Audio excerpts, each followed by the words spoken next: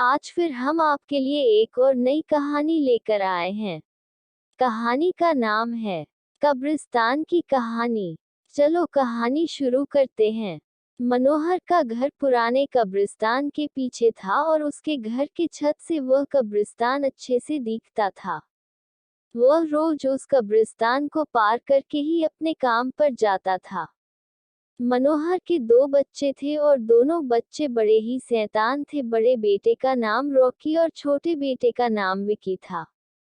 एक बार गर्मी की छुट्टियों में रॉकी और विकी की बहन सोनिया भी आई हुई थी।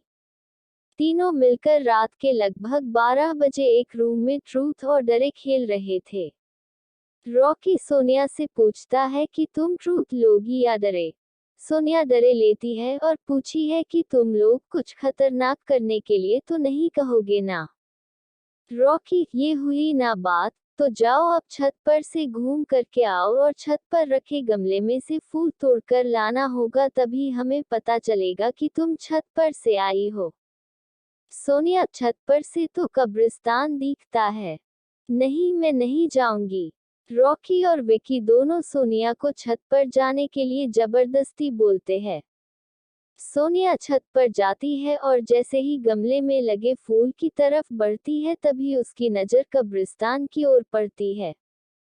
कब्रिस्तान में एक बड़ा सा सूखा पेड़ होता है। वह देखती है कि उस पेड़ पर एक सरकटी हुई उल्टी लाश लटक रही होती है।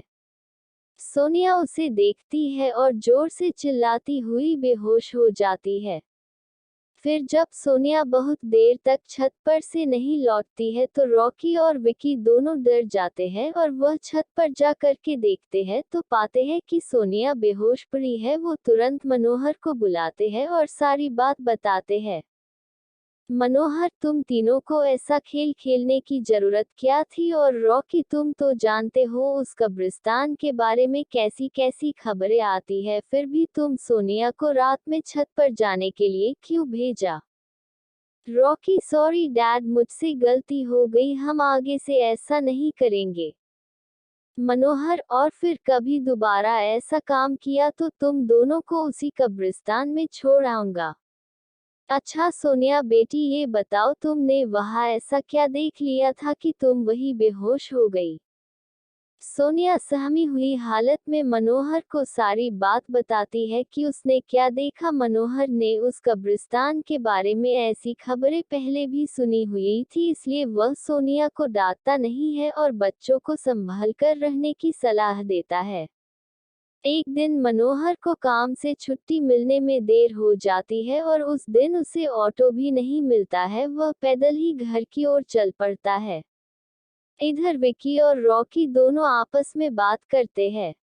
रॉकी, विकी, तुम्हें क्या लगता है सोनिया ने जो कहा वो सच है? मुझे तो लगता है कि वो सिर्फ बातें बना रही है, वो उसका भ्रम होगा। विकी, अरे नहीं भाई, तुमने उसकी हालत देखी नहीं, एक दिन भी और यहाँ रुकने को तैयार नहीं हुई। मुझे लगता है कि उसने सच में कुछ देखा होगा। रॉकी, चलो हम कब्रिस्तान में जाकर खुद ही देख लेते हैं। विकी, अरे भाई, तुम पागल तो नहीं हो गए हो? मुझे अपनी जान बहुत प्यारी है, मैं कहीं नहीं जाऊंगा और तुम भी मत जाओ। विकी के मना करने के बावजूद रॉकी नहीं मानता है और वह अकेले ही कब्रिस्तान की ओर चल देता है। कब्रिस्तान का दरवाजा खोलता है और अंदर चला जाता है। वह उस पेड़ की ओर भी देखता है जिस पर सोनिया को सर कटी हुई उल्टी लाश दिखी थी। रॉकी खड़े होकर उस पेड़ की ओर देखता है, तभी एक अदृश्य हाथ उसके पैरों को पकड़ लेता है। रॉकी डर जाता है और जोरों से चिल्लाने लगता है, बचाओ, बचाओ, छोड़ दो मुझे, मुझसे गलती हो गई, मैं फिर कभी यहाँ दोबारा नहीं आऊंगा। दूसरे कोने पर एक कब्र होती है जो कि खुली हुई होती है, उसके ऊपर खून लगा हुआ होता है। वह दृश्य हाथ रॉकी को खींचकर लाते हैं और उस कब्र में उकेलने की कोशिश करने लगते हैं।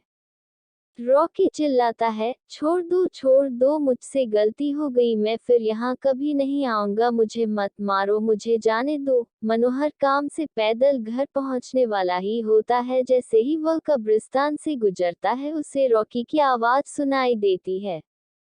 मनोहर, ये क्या? ये तो रॉकी की आवाज लगती है, ये तो कब्रिस्तान से आ रही है, मुझे जा करके देखना चाहिए। मनोहर कब्रिस्तान में चारों ओर देखता है लेकिन रॉकी कहीं नहीं दिखाई देता है।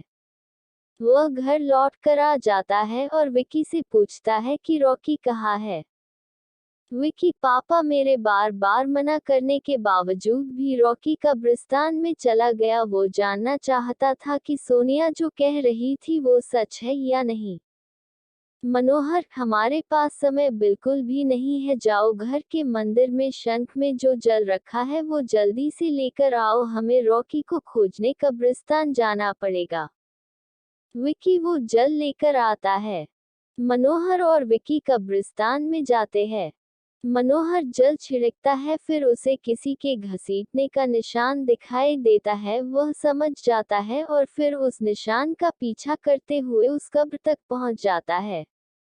मनोहर कब्र के आसपास वो जल छिड़कता है। कब्र से अजीब अजीब सी आवाजें आती है। विकी बहुत डर जाता है। मनोहर, मुझे लगता है कि श्रापित प्रेत आत्माओं ने रॉकी को इस कब्र के अंदर कैद कर लिया है, हमें जल्द ही इसे निकलना होगा। तुम ये पवित्र जल आसपास छिड़कते रहो, इससे हमें वो प्रेत आत्माएं कोई नुकसान नहीं पहुंचा पाएंगी। मैं कब्र को खोलने की कोशिश करता हूँ।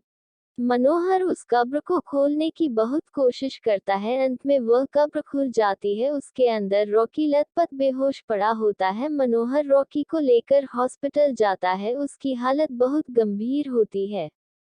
उस दिन के बाद मनोहर उस घर को छोड़कर शहर से दूर एक दूसरे घर में अपने पूरे परिवार के साथ रहने चला जाता है।